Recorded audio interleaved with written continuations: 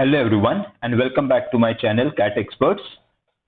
So this is going to be part 5 of permutation and combination of our daily dose series. Today we will discuss session number 19.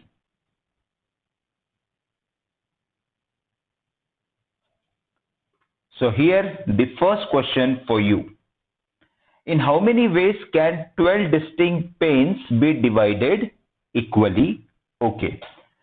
12 distinct pens दिए हुए जिसको मुझे equally divide करना है. The first part of which is among 3 children. Okay, चलिए 3 children को मैं ले लेता हूं C1, C2 and C3. 12 distinct pens are there which has to be divided equally. मतलब हर एक को मिलने चाहिए 4 पेन्स ईच, राइट. C1 को मिलेंगे 4 pens. C2 should also get 4 pens और C3 को भी मुझे 4 पेन्स देना है. And all objects are distinct. That is very much given. You will find formulae to solve such kind of questions, but definitely मैं formulae के साथ इसको solve नहीं करूंगा. We will use some kind of logic. 12 distinct pen में से C1 को, first child को मुझे 4 पेन्स देने, तो उसको 4 पेन देने के टोटल कितने वेज है? 12 C4. Now we are left with 8 distinct pens जिसमें से 4 मुझे सेकेंड चाइल्ड को देने हैं. So that can be done in 8 C4 ways. और बचे हुए 4 जो भी थर्ड कैंडिडेट होगा उसको चल जाएगा, उसको मैं बोलूंगा 4C4. So final answer is going to be 12C4 and 8C4 and 4C4. चलिए इसको हम सॉल्व करते हैं. This will give me 12 factorial upon 8 factorial into 4 factorial. We are using the formula into 8 factorial upon 4 factorial into 4 factorial into 4C4 is going to be 1, right? So there is no need to write. इसको मैं एक बार 1 लिख देता हूं. I can cancel this out and what answer you are getting, just try to focus on it. 12 factorial upon 4 factorial cube and this can be your shortcut. देखिए 12 distinct pens थे जिसको मुझे 3 चिल्ड्रन में डिवाइड करना था equally, मतलब हर एक को 4 मिलेगा. तो देखिए टोटल ऑब्जेक्ट 12 थे तो न्यूमरेटर में आ गया 12 फैक्टोरियल. हर एक को कितने देने थे? 4 4 4 एंड 3 चिल्ड्रन आर देयर, तो डिनोमिनेटर में आ रहा है 4 फैक्टोरियल का cube. So this is what the solution for the first question, that is among 3 children में अगर 12 डिस्टिंक्ट पेन करने हैं डिवाइड तो वो किस तरह किए जा सकते हैं, राइट. अब हम बात करते हैं इसके सेकेंड पार्ट की. Okay, so let's see the second part. In how many ways can 12 distinct pens be divided equally into 3 parcels. देखिए पहले पार्ट में हमने देखा था कि 3 चिल्ड्रन को अगर इक्वली डिवाइड करना है तो उसके वेज कितने होंगे. Now I want to divide into 3 parcels, right. देखिए जब मैं 3 चिल्ड्रन में डिस्ट्रीब्यूट करने की बात करता हूं तो 3 चिल्ड्रन शुड बी डिफरेंट. 3 अलग अलग आइडेंटिटीज होगी. बट जब मैं पार्सल्स की बात कर रहा हूं तो पार्सल्स तो सेम होंगे, राइट. एक छोटे से एग्जांपल के साथ इसको मैं आपके साथ डिस्कस करना चाहूंगा. Let me say I have 4 pens with me ABCD और मुझे इसको C1 और C2 में डिवाइड करना है या डिस्ट्रीब्यूट करना है. कैसे कर सकता हूं? देखिए AB अगर C1 को दिया तो C2 को मिलना चाहिए CD. सो क्या क्या कॉम्बिनेशन हो सकते हैं 2 ऑब्जेक्ट के, राइट. इक्वली डिस्ट्रीब्यूट करना है 4 ऑब्जेक्ट. AC यहां आ सकता है, AD यहां आ सकता है, राइट. AC अगर यहां आ गया तो यहां पर आ जाएगा BD, यहां इस केस में आएगा BC. तो A के साथ सारे कॉम्बिनेशन हो गए, परफेक्ट.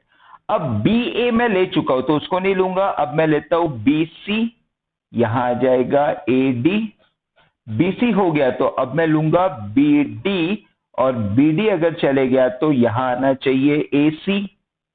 ठीक है, और लास्ट में बचेगा B के साथ सारे कॉम्बिनेशन हो गए, C के साथ एक कॉम्बिनेशन बचेगा CD, and here we should be left with AB।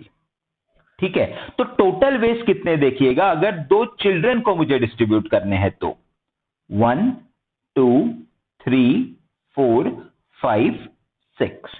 अब इसमें एक चीज आप ऑब्जर्व करिएगा, AB और CD में से AB गया है C1 को और CD गया है C2 को। मेरे पास और एक कॉम्बिनेशन है, आप जरा इसको देखिए। क्या ये दोनों डिस्ट्रीब्यूशन केस सेम है? I will say no, because यहां C1 के पास AB है जबकि यहां C1 के पास CD है, यहां C2 के पास CD है और यहां AB है, तो स्वैप हो गया है जो नंबर ऑफ पेन C1 और C2 के पास है उसकी। बट क्या वो दो अलग अलग अरेंजमेंट है? Yes, they are definitely different. तो अगर मेरा क्वेश्चन का मैंने शॉर्टकट जो आपको डिराइव करके दिया था उससे भी क्वेश्चन का आंसर निकालना चाहूं तो लेट्स सी आंसर क्या आएगा। 4 ऑब्जेक्ट मतलब 4 फैक्टोरियल आ गया, डिवाइडेड बाय 2 फैक्टोरियल का square, 2 factorial into 2 factorial, right. So ये मुझे आंसर देगा 4 इंटू 3 इंटू 2 फैक्टोरियल 2 इंटू 1, तो फाइनल आंसर मेरा आना चाहिए 6। क्या हमने काउंटिंग करके 6 निकाला हुआ है? जस्ट एक 1 2 3 4 5 6, तो मेरा फॉर्मूला भी मैंने प्रूव कर दिया। और अगर मैं स्मॉल या एक छोटा नंबर लेके चलूं डिस्टिंक्ट पेन्स का और उसको 2 चिल्ड्रन में डिवाइड करूं तो उसका वे भी मैंने आपको बता दिया। तो दोनों ही तरीके से I am getting this same answer. Now अब क्वेश्चन तो सेम है बट मुझे चिल्ड्रन में डिवाइड नहीं करते हुए पार्सल्स में डिवाइड करने हैं और पार्सल तो सेम होंगे। चलिए अब C1 C2 जो है इसको हटा के मैं कर देता हूं पार्सल P1 और इसको मैं कर देता हूं पार्सल P2। ठीक है, अब P1 P2 दो डिस्टिंक्ट ऑब्जेक्ट्स नहीं है, they has to be similar. मैं बॉक्सेस बना रहा हूं, राइट। बॉक्सेस अगर मैं बना रहा हूं, पार्सल बना रहा हूं, तो AB में P1 होना, इसको P1 P2 में लिख ही नहीं सकता हूं मैं, एक्चुअली पार्सल पार्सल ऐसा ही रिप्रेजेंट करूंगा। सो AB P1 में और CD P2 में, या CD P1 में और AB P2 में, ये बेसिकली दो डिफरेंट अरेंजमेंट्स नहीं है, वो एक ही अरेंजमेंट है। तो इसको मैं डबल काउंट कर लिया, इसको हटा देता हूं। और ऐसा कहीं हुआ है क्या देखते हैं। ACBD ये रिपीट हो रहा है, ADBC ये रिपीट हो रहा है। Now the total number of cases are not 6, वो रिड्यूस हो गया है हाफ पे, विच इज इक्वल टू जो भी हमारा आंसर था उसका हाफ हो चुका है। Now in are case what should be the answer? देखिए 12 फैक्टोरियल टोटल ऑब्जेक्ट्स है, डिवाइडेड बाय पहले था 4 फैक्टोरियल का स्क्वायर, नहीं सॉरी 3 चिल्ड्रन थे तो 4 फैक्टोरियल का क्यूब। तो यहां तक तो मेरा आंसर सेम ही रहेगा, बट पार्सल में डिवाइड करना है, so total ways of doing it should be less than this case. ठीक है, तो हमको करना क्या है देखिएगा, यहां टोटल नंबर ऑफ वेज 6 थे, अब 6 का हाफ मेरा आया, क्यों? कितने पार्सल्स थे? 2, इसीलिए जो भी आंसर है उसको हमने डिवाइड किया 2 फैक्टोरियल से। Getting it? तो ये कितना आ गया 6/2 मतलब 3, और काउंटिंग करके भी हमारे 3 वेज ही आ गए थे। तो ये केस, ये रूल मैं यहां अप्लाई कर देता हूं।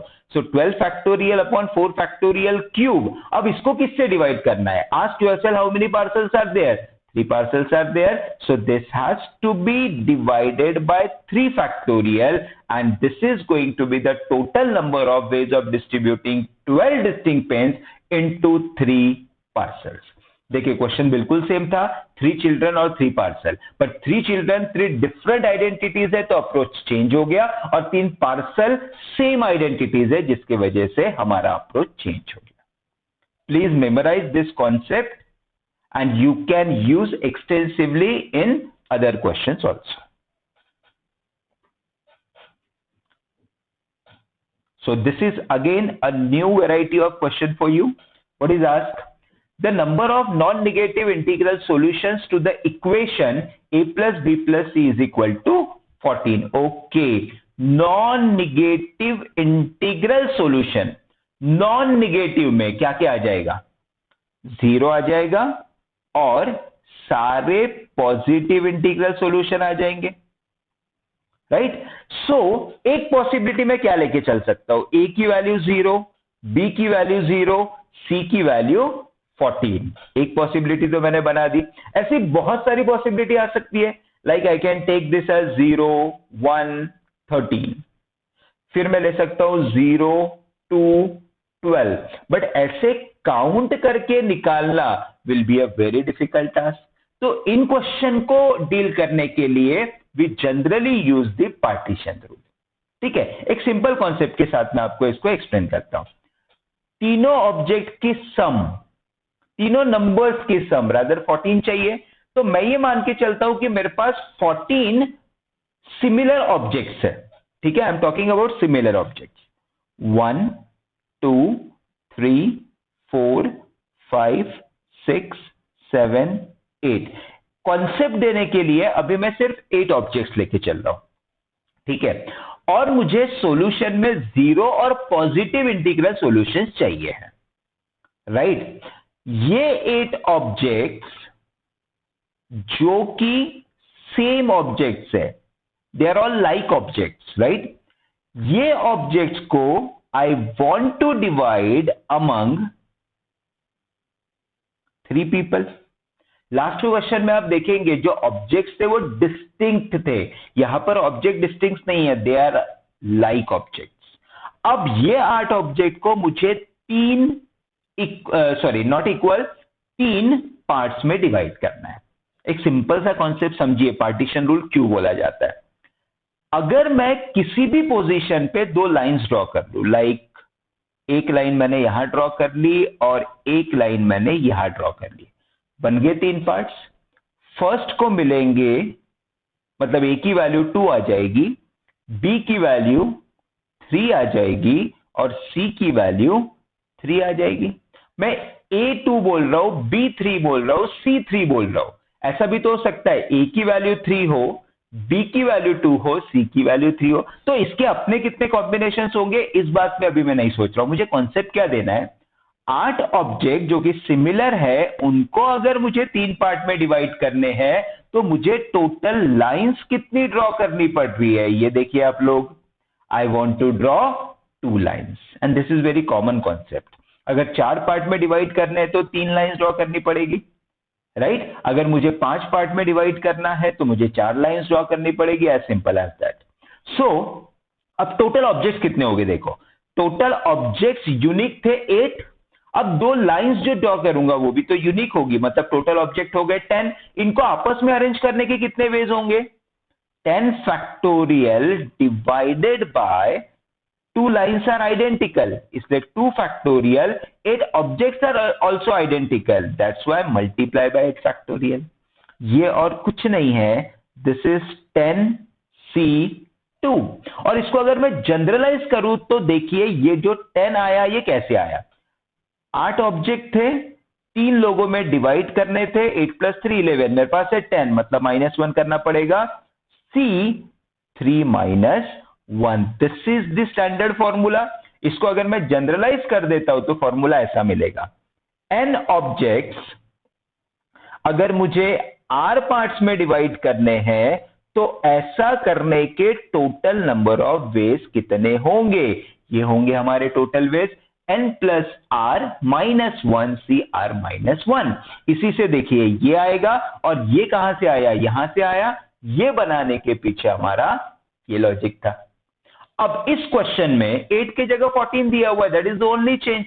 बहुत इजीली हम आंसर निकाल सकते हैं, मेमोराइज दिस फॉर्मूला। चलिए देखते हैं, 14 n की वैल्यू है, कितने पार्ट में डिवाइड करना है, 3 पार्ट्स में। So 14 + 3 17 - 1 16C2, this has to be my final answer. n की वैल्यू कितनी सम है वो लेंगे, r कितने पार्ट्स में डिवाइड करना है, 3 पार्ट्स में। सो आ गया 14 plus 3 17 minus 1 16 r minus 1 3 minus 1 2 16 c2 should be your final answer.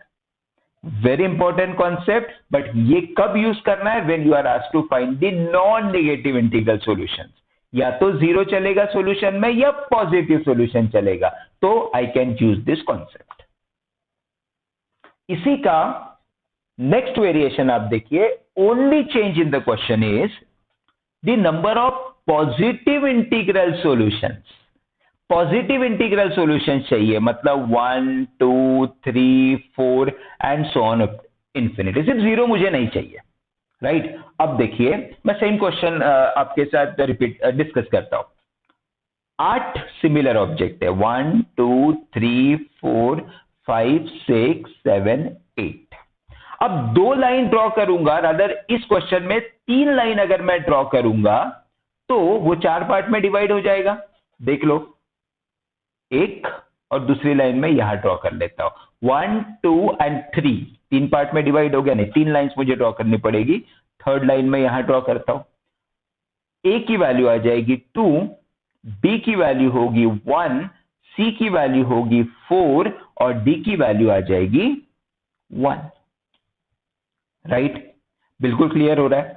अब क्योंकि हमको सॉल्यूशन में जीरो नहीं चाहिए, दैट मीन्स ये लाइन मैं इस पोजीशन पे और इस पोजीशन पे ड्रॉ नहीं कर सकता हूं. अगर वैसा हो गया तो किसी एक को जीरो मिलेगा, जो कि मुझे क्वेश्चन में नहीं करना है.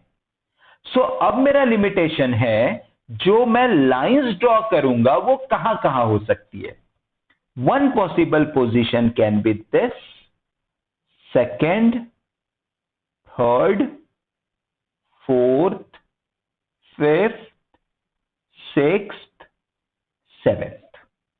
राइट? ये हमारे 8 ऑब्जेक्ट दिए थे, 3 4 5 6 7 8.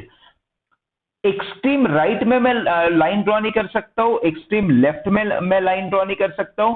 सो I have total 7 possible position, जहां पर किसी भी जगह पर मैं 3 लाइन ड्रॉ करूं तो वो 4 पार्ट में डिवाइड हो जाएगा. राइट? 7 में से किसी 3 जगह पर मुझे 3 लाइन ड्रॉ करनी है. So it is the case of selection. 7 C3 should be my final answer. अगर 8 ऑब्जेक्ट है तो अब इसको जनरलाइज में कैसे करता हूं, इसको आप एक बार समझ लीजिए. इसको मैं लिखना चाहूंगा 8 minus 1, total 8 objects where there. So 8 minus 1 C. ये 3 कहां से आया? कितने पार्ट में डिवाइड करना था? 4 पार्ट में डिवाइड करना था, तो ये मेरा आ गया 4 minus 1. Let me generalise this now for you. अगर n ऑब्जेक्ट्स है, r पार्ट में डिवाइड करने होते तो मेरा शॉर्टकट आ जाता था n minus 1 C r minus 1. इसमें सिर्फ पॉजिटिव इंटीग्रल सॉल्यूशंस आएंगे. There will be no solution जिसमें किसी को भी जीरो मिलेगा. अगर क्वेश्चन बोलता है कि एटलीस्ट एक तो हर किसी को मिलना ही चाहिए, राइट? तो हम ये फॉर्मूला यूज करेंगे. Now simply use the formula to get the answer. n की वैल्यू है 20, 20 minus 1 आ जाएगा 19. C 4 पार्ट में डिवाइड करना है, तो r की वैल्यू मैं 4 लूंगा. 4 minus 1 3. So 19 C3 has to be my required answer.